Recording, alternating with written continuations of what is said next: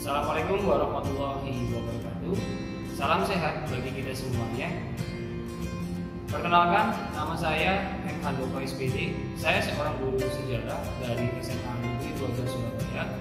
Dalam video ini, saya akan berbagi cerita dan pengalaman saya selama menjalani masa pembelajaran jarak jauh. Bagaimana ceritanya?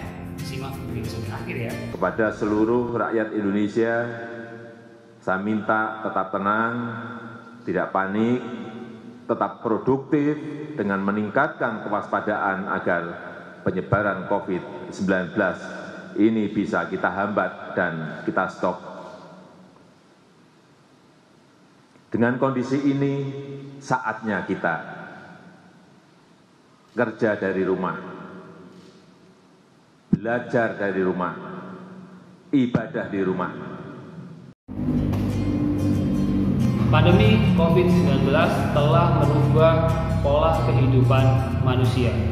Banyak bidang dalam kehidupan manusia yang terdampak langsung adanya pandemi COVID-19. Salah satunya adalah dunia pendidikan. Pemerintah melalui Kementerian Pendidikan dan Budaya telah mengeluarkan beberapa kebijakan. Salah satunya adalah pemberlakuan proses pembelajaran jarak jauh atau bisa kita kenal dengan nama belajar dari rumah. Sudah 10 bulan lamanya kita melalui masa pembelajaran jarak jauh. Tentunya selama itu pula jalannya proses pembelajaran jarak jauh tidak berjalan dengan normal. Selalu ada hambatan-hambatan yang kita hadapi. Saya juga merasakan hal itu.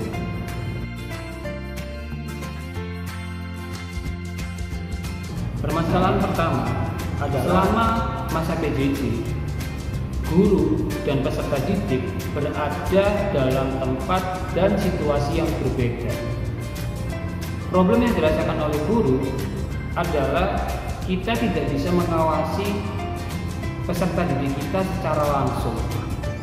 Sedangkan peserta didik ketika mengikuti PJJ, mereka seringkali terdistraksi atau fokus perhatian mereka ketika mengikuti PJJ teralihkan oleh lingkungan sekitar mereka. Akhirnya ketika saya menjelaskan materi selama pembelajaran jarak jauh dan berlangsung, saya mencoba untuk berinteraksi dengan peserta didik saya. Saya panggil namanya, tidak ada respon, saya berikan pertanyaan juga sama. Pada akhirnya saya mencoba menggali informasi kenapa hal ini terjadi, dan saya mendapati ternyata mereka asik bermain game online atau istilahnya yang sekarang adalah mabar. Mereka main game online di saat pembelajaran jarak jauh sedang berlangsung, dan ini guru tidak bisa mengawasi secara langsung. Kendalanya di sana. Di sini saya merasa jika saya sedang bersaing dengan permainan untuk bisa mendapatkan minat belajar dari peserta didik. Permasalahan selanjutnya adalah tugas yang menumpuk bagi peserta didik. Hal ini saya jumpai ketika saya memberikan tugas. Saya mendapatkan keluhan dari peserta didik saya jika sebelumnya dia sudah mendapatkan banyak tugas dari guru-guru yang lain juga. Dan terkadang batas waktu yang diberikan untuk menyelesaikan tugas itu dan mengumpulkan tugas itu tidak sesuai dengan beban tugas yang diberikan oleh guru.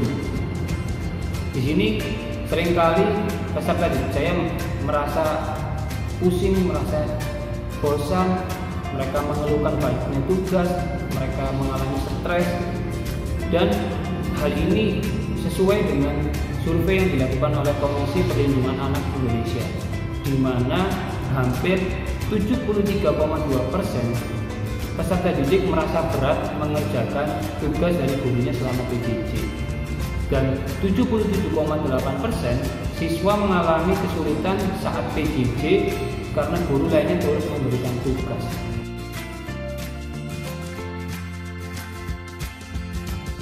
Solusi yang pertama, saya merubah pola pikir saya bahwa saya tidak harus bersaing dengan game atau permainan untuk mendapatkan minat belajar dari peserta didik saya. Tetapi saya berusaha untuk mengkolaborasikan permainan di dalam pembelajaran yang saya lakukan selama masa PJJ. Hal ini mendorong saya untuk membuat sebuah media pembelajaran sejarah Indonesia berbasis permainan. Dan saya berhasil membuat sebuah media pembelajaran digital bernama Berebut Rempah.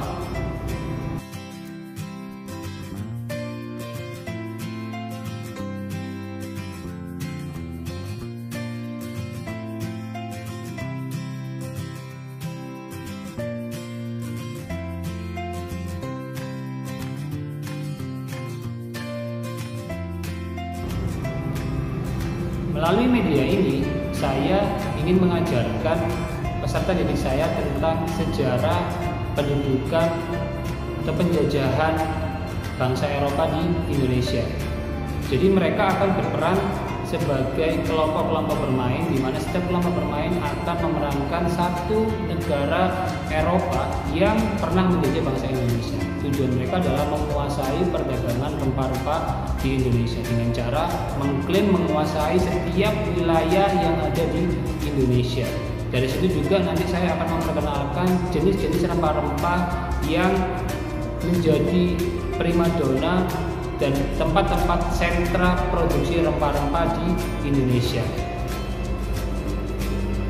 Pemain juga akan saling mengalahkan, di mana nanti di dalam upayanya mengklaim wilayah tersebut, mereka harus menyelesaikan tantangan-tantangan yang saya berikan. Salah satunya adalah dengan menjawab pertanyaan-pertanyaan sejarah. Upaya berikutnya yang saya lakukan adalah saya menambahkan pendekatan permainan di dalam tugas-tugas sejarah yang saya berikan. Tujuannya agar anak-anak tidak merasa terbebani ketika mereka mengerjakan tugas-tugas sejarah yang saya berikan. Selain itu, agar mereka juga mendapatkan keseruan, keasikan bermain sambil belajar.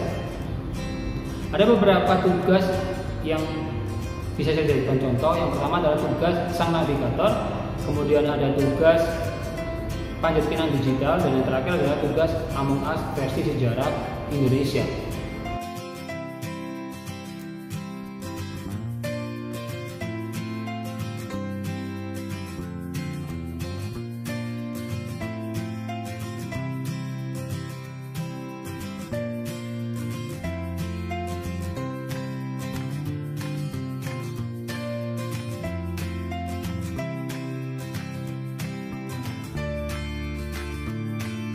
Dampak yang saya rasakan setelah saya menerapkan pendekatan permainan dalam proses pembelajaran jarak jauh adalah pertama, keaktifan siswa meningkat.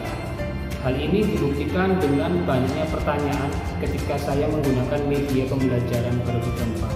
Contoh pertanyaannya, Pak, kenapa harga daerah atau koin yang didapatkan di daerah dengan simbol rempah itu lebih tinggi daripada simbol emas? Kedua, tingkat keterselesaian tugas dan juga pengumpulan tugas yang saya berikan menjadi lebih cepat. Ada cerita unik yang lainnya dari peserta didik saya, bahwa mereka pun sampai larut malam hari mereka tetap semangat untuk menyelesaikan tugas Among Us versi sejarah Indonesia karena mereka penasaran siapa impostornya. Kemudian ada juga yang merasa bahwa tugas ini mendorong mereka untuk rajin membaca.